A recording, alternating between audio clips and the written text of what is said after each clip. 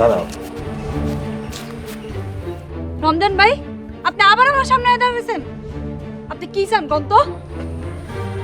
আমি পিছে তুমি ভালো করে জানো। আমি কিন্তু কইতে কইতে ক্লান্ত। আমিও মানা করতে করতে ক্লান্ত হয়ে গেছি।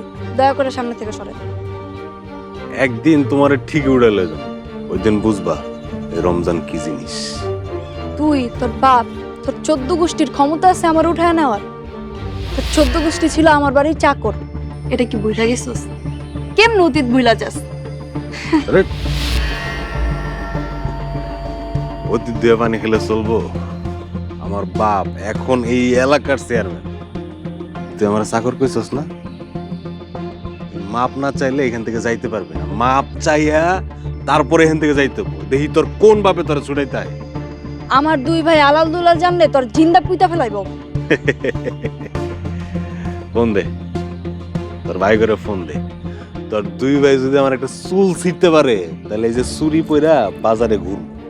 ফোন দে, তোর দুই ভাই রে আলাল দুলার রে ফোন দে।